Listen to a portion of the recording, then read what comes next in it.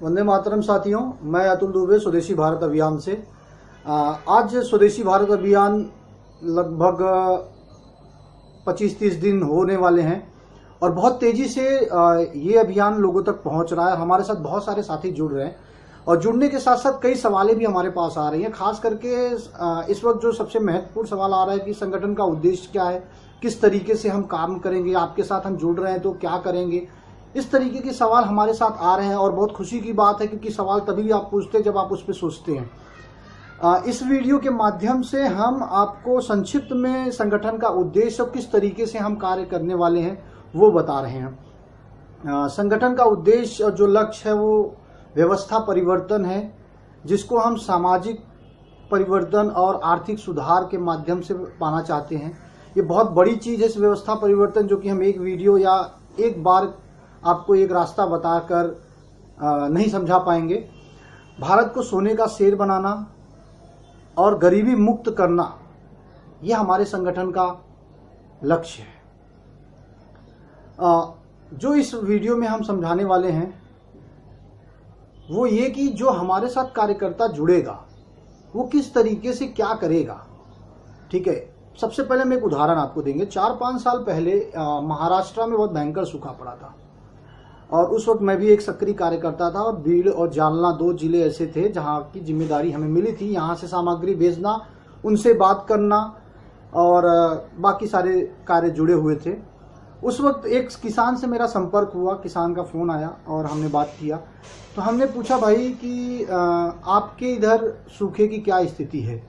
तो उसने बताया कि भाई सूखा तो हमारे यहाँ भी पड़ा है, बहुत भयंकर सूखा पड़ा है, लेकिन हमारे ऊपर उतना प्रभाव नहीं है कि हम आत्महत्या कर लें और अभी हम संतुलित हैं और अभी हम चल सकते, कोई दिक्कत नहीं है, प्रभाव तो पड़ा है।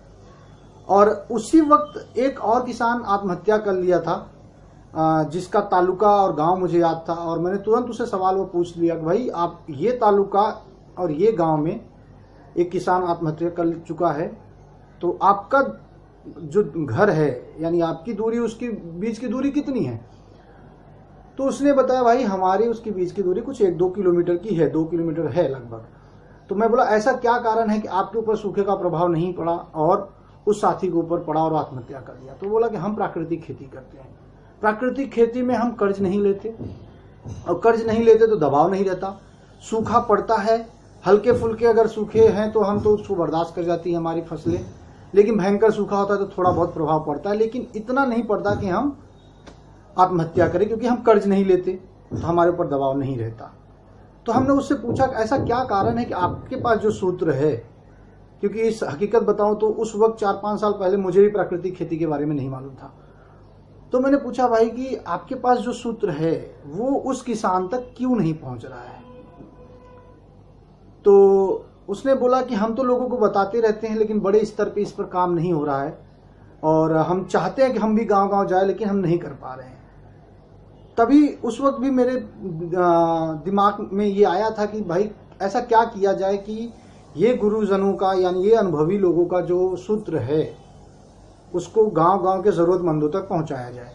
और यही सूत्र हमें आज भी याद है और आज भी हमारे देश में बहुत सारे गुरुजन हैं कृषि, शिक्षा, स्वास्थ्य, रोजगार, स्वरोजगार पे जो अपना अनुभव दूसरे को दे सकते हैं और किसी समाज का, किसी व्यक्ति का भला हो सकता है।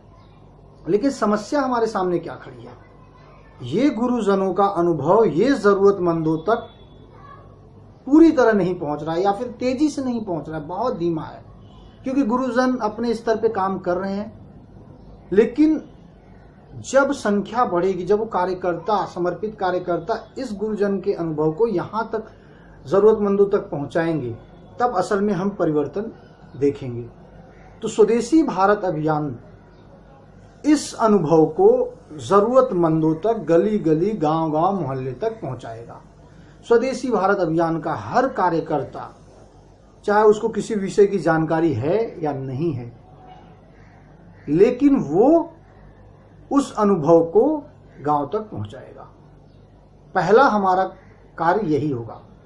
दूसरा कार्य हमारा यह होगा कि जिस जिस क्षेत्र में अनुभवियों की कमी है, जिस विषय पे भी अनुभवी लोगों की कमी है, हम वहां पर अनुभवी गुरुजनों को तैयार करेंगे, अनुभवी साथियों को तैयार करेंगे।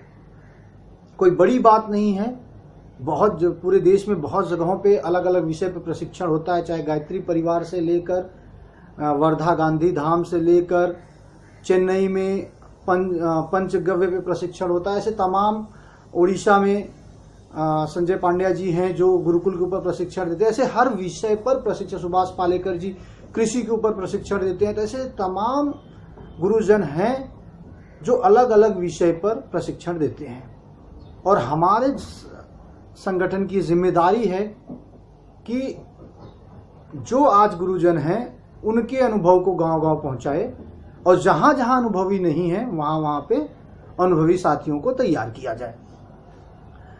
संगठन मुख्यतः 7 विषय पर कार्य करेगा: कृषि, शिक्षा, स्वास्थ्य, पर्यावरण, रोजगार, कानून व्यवस्था, भारतीय संस्कृति जो कि भारतीयता है। हम ये 7 विषय पर अलग अलग कार्यक्रम के माध्यम से कार्य करेंगे। हमने 15 सूत्री कार्यक्रम तैयार किया है, जिसको अगले 1 साल तक एक जिला एक ही विषय यानी एक ही कार्यक्रम को चुनेगा और उस पर अगले 1 साल 80% ध्यान देकर कार्य करेगा। उसके बाद जैसे जैसे उनकी संख्या, सामर्थ्य बढ़ता जाएगा, संसाधन बढ़ता जाएगा, वो बाकी विषय भी उसमें शामिल कर सकते हैं। उन 15 विषयों पे क्या करना है, कैसे करना है, उसकी हम रूपरेखा अलग अलग वीडियो के माध्यम से देंगे। अभी ये कैसे गांव-गांव तक पहुंचेगा, इसका एक स्ट्रक्चर कैसे होगा, यानी संगठन का ढांचा कैसे होगा, वो हम आपको बता रहे हैं। जिला राज्य प्रभारी यानी राज्य समिति, जिला समिति से ब्लॉक समिति और फिर ग्राम समिति, इस तरीके से पूरी संगठन का एक ढांचा बनेगा। जैसे जैसे सक्रिय कार्यकर्ता बनते जाएंगे वैसे वैसे समिति बनती जाएगी। जिस दिन ग्राम समिति या मोहल्ला समिति बनेगी, उसी दिन गांव समिति और मोहल्ला समिति के साथ ही हर विषय पर व्याख्यान करवाएंगे। कृषि पर व्याख्यान करवाएंगे, बेरोजगारों को स्वरोजगार के लिए प्रशिक्षण दिया जाएगा। वो सारी चीजें, वो सारे काम हम करेंगे।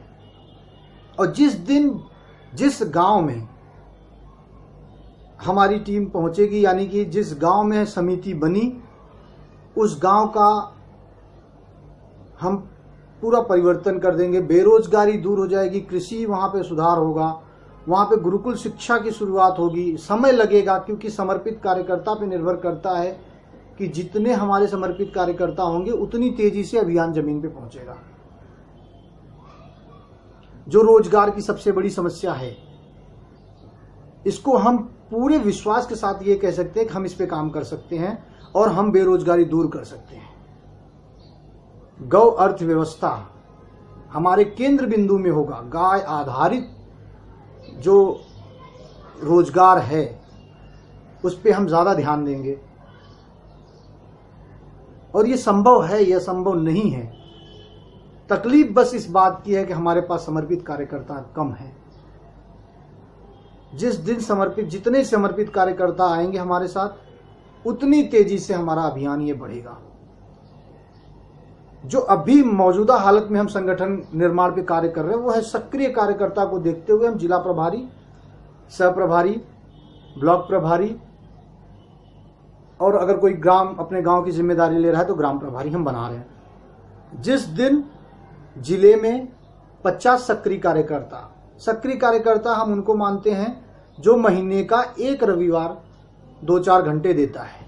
जिस दिन जिले में 50 सक्रिय कार्यकर्ता बनेंगे, उसी दिन जिला स्तर पे सम्मेलन होगा और फिर जिला समिति, ब्लॉक समिति और ग्राम समिति का स्थायी निर्माण होगा। और अलग अलग विषय पर प्रकोष्ठ हम बनाएंगे जो कि एक एक विषय की जिम्मेदारी लेके काम करेगा। जब तक 50 कार्यकर्ता सक्रिय नहीं होते हैं, हम फोन या व्हाट्सएप के माध्यम से लोगों को जिम्मेदारी देंगे और लोगों को जो भी जिम्मेदारी लेगा उसको हम बता देंगे कि भाई आपको क्या कार्य क्या करना है, कैसे करना है, और वो अपना कार्य आगे बढ़ाएगा। बहुत सारे ऐसे गुरुजन हैं, अनुभवी हैं, जो हमारे साथ जुड़े हैं। समय समय पे उनका मार्गदर्शन समय समय पे उनको मार्गदर्शन दिया जाएगा। तो हमने इस वीडियो में कोशिश की है कि आपके कुछ सवालों का जवाब मिल जाए और संगठन का उद्देश्य और किस तरीके से काम करना है वो हमने बताने की कोशिश की है। आप सभी से निवेदन है कि इस वीडियो को ज़्यादा से ज़्यादा शेयर करें, और हम चाहेंगे कि आप जिस भी संगठन में हैं जिम्मेदारी से काम कीजिए और ऐसा कार्य कीजिए कि हम कुछ परिवर्तन ला सकें। स्वदेशी भारत अभियान हर संगठन के साथ मिलकर काम करेगा, क्योंकि हम पूरे देश से गरीबी मुक्त करना चाहते हैं। जय हिंद, जय भारत।